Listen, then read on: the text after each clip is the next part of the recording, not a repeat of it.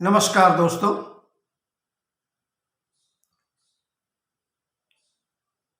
क्षतिग्रस्त फसल पारिस्थितिक तंत्र के पुनर्स्थापन में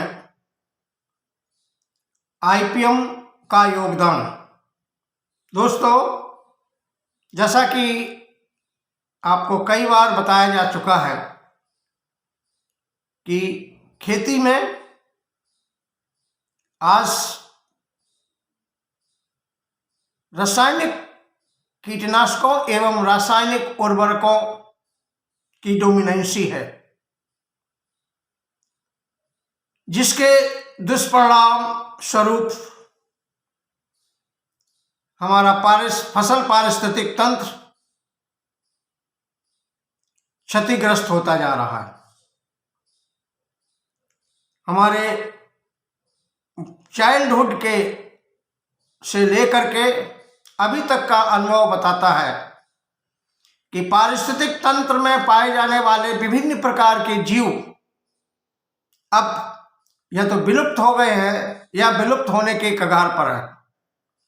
हमें बचपन में देखा गया था कि बरसात के दिनों में लाखों की तादाद में केंचुआ, अर्थवर्म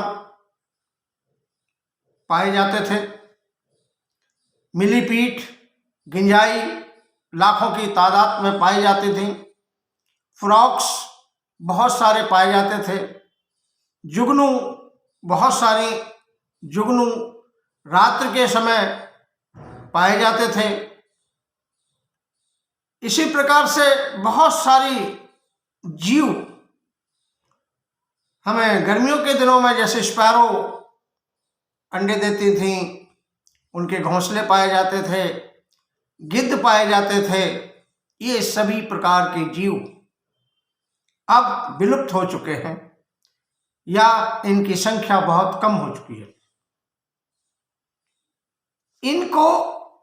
इनकी संख्या को कम होना ही बायोडायवर्सिटी को नुकसान करता है, बायोडायवर्सिटी को बदलता है। इसी तरह से बायोडायवर्सिटी का बदलना तथा साथ साथ फसल पारिस्थितिक तंत्र में विभिन्न प्रकार के हैवी मेटल्स का, जैसे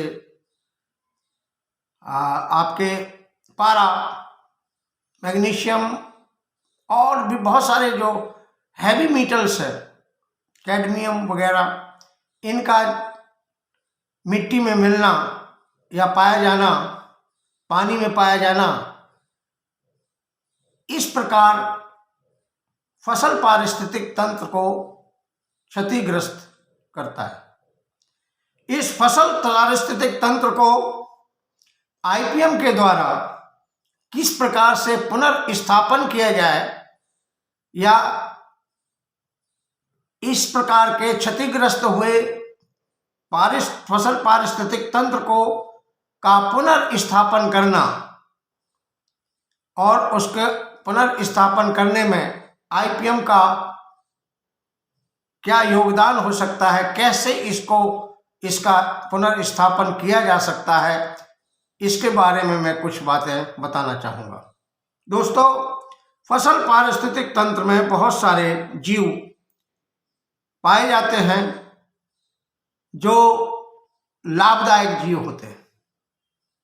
इन लाभदायक जीवों की संख्या को बढ़ाने के लिए हमें उनका फसल पारिस्थितिक तंत्र में कंजर्वेशन या संरक्षण करना होगा और उसके लिए हमें फसल के ऊपर रासायनिक कीटनाशकों के उपयोग को कम करना पड़ेगा। इसी तरीके से remover of those cultural practices which are harmful to the beneficial organism found in एग्रोइकोसिस्टम।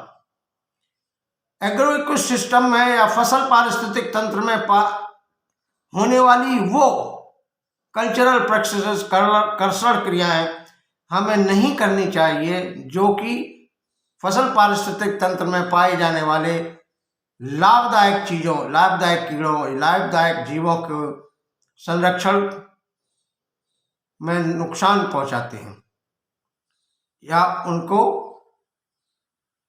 संख्या को बढ़ाने में नुकसान करती हैं।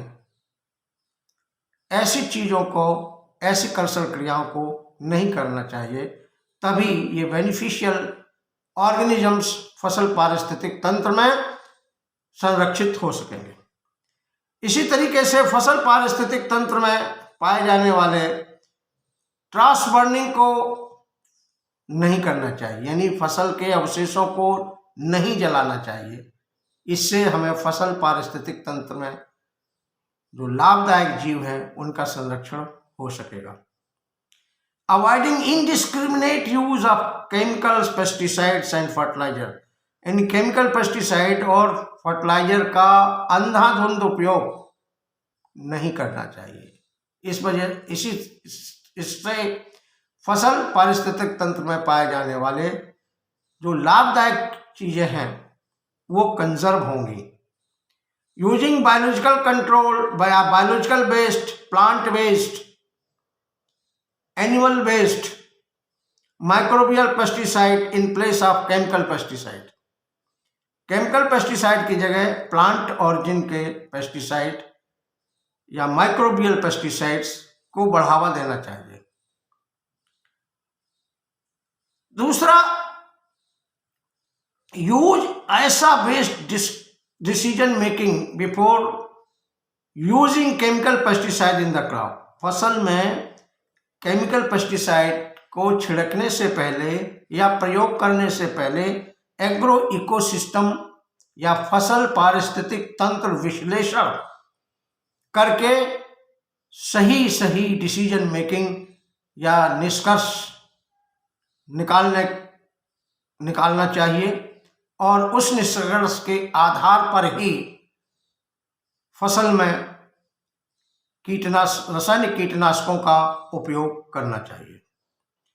Mulching of crop residue in the field, फसल के खेत में क्रॉप रेजिड्यू का या फसल अवशेषों का मल्चिंग यानी आच्छादन करना चाहिए, जिससे नमी रहे। नमी के साथ साथ जो उसमें पाए जाने वाले, मिट्टी में पाए जाने वाले बहुत सारे बैक्टीरिया हैं जो बाद में जा कर के हमको जो फसल को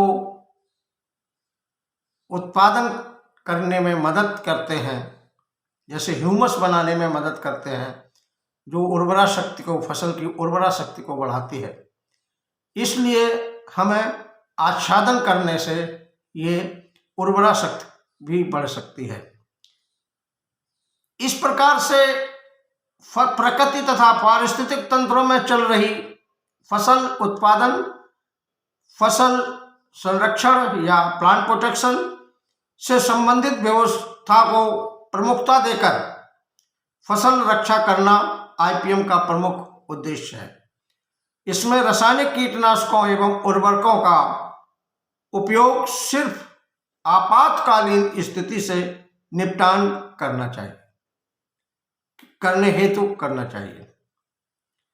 इन सब चीजों से अपनाने से फसल में नष्ट होने वाली जैव विविधता को रोका जा सकता है और फसल पारिस्थितिक तंत्र को क्षतिग्रस्त होने से बचाया जा सकता है।